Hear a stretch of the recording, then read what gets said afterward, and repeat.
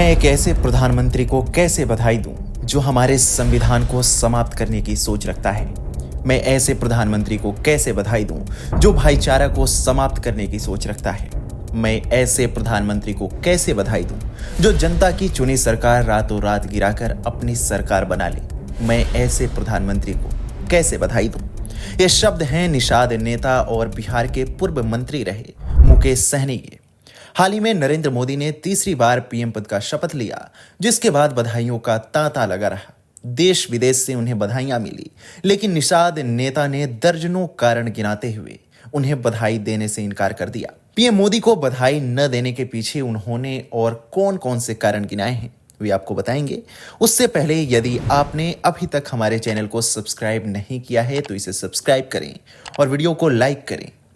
दरअसल मुकेश सहनी विकासशील इंसान पार्टी के संस्थापक हैं और लोकसभा चुनाव 2024 में उन्होंने इंडिया गठबंधन को समर्थन दिया था और बिहार में आरजेडी ने उनका साथ लिया।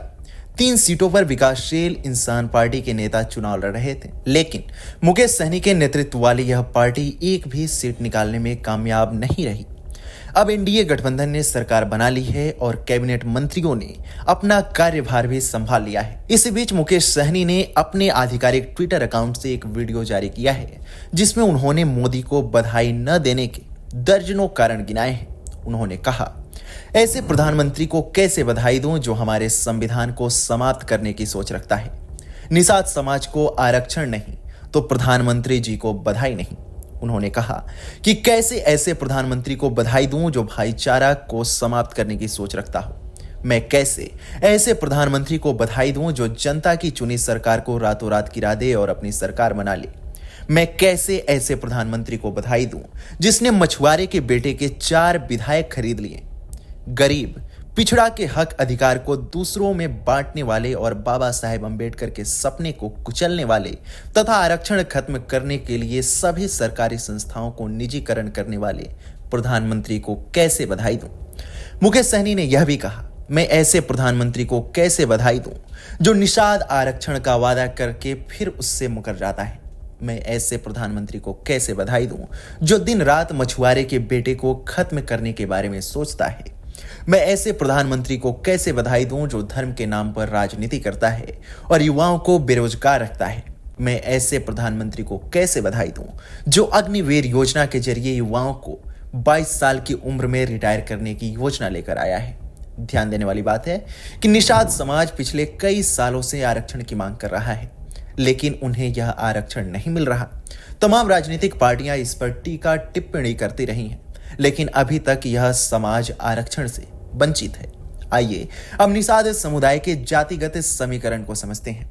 उत्तर प्रदेश, बिहार और झारखंड में निषाद समुदाय ओबीसी श्रेणी में आता है, जबकि दिल्ली और दूसरे राज्यों में इसे अनुसूचित जाति में शामिल किया गया है। ऐसे में लंबे समय से निषाद समुदाय को अनुसूचित जाति में शामिल करने की मांग उठ रही है। बिहार में केंद्र सरकार ने साफ मना कर दिया है कि निषाद समुदाय को एससी में शामिल नहीं किया जाएगा, लेकिन यूपी में निषाद समुदाय को काफी उम्मीदें हैं।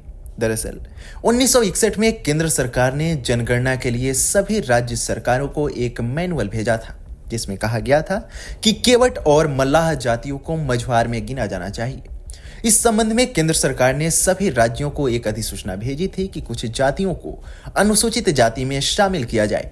ऐसे में पिछले 70 सालों में निषादों को कभी एससी में शामिल किया गया तो कभी पिछड़े वर्ग में गिना गया। दिसंबर 2016 में यूपी की तत्कालीन सपा सरकार ने केंद्र को प्रस्ताव दिया था कि अनुसूचित जाति, जनजाति और पिछड़ा वर्ग आरक्षण अधिनियम 1994 की धारा 13 में संशोधन कर केवट, बिंद, मल्लाह, नोनिया, मांझी, गोंड, निषाद, धीवर, भर और राजभर को ओबीसी से एससी में शामिल किया जाए। लेकिन केंद्र सरकार ने इसे स्वीकार नहीं किया और सुप्रीम कोर्ट ने भी इस पर मुहर नहीं लगाई। वहीं मुलायम सिंह यादव ने भी 2007 के चुनाव से पहले ही केंद्र को इन 17 जातियों को एससी में शामिल करने का प्रस्ताव दिया था। आपको बता दें कि बिहार, यूपी और झारखंड में निषाद समुदाय की एक बड़ी जनसंख्या है। बिहार में यादव के बाद निषाद ही सबसे बड़ी जाति है।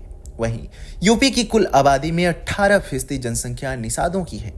झारखंड में भी निषादों की एक बड़ी जनसंख्या निवास करती है।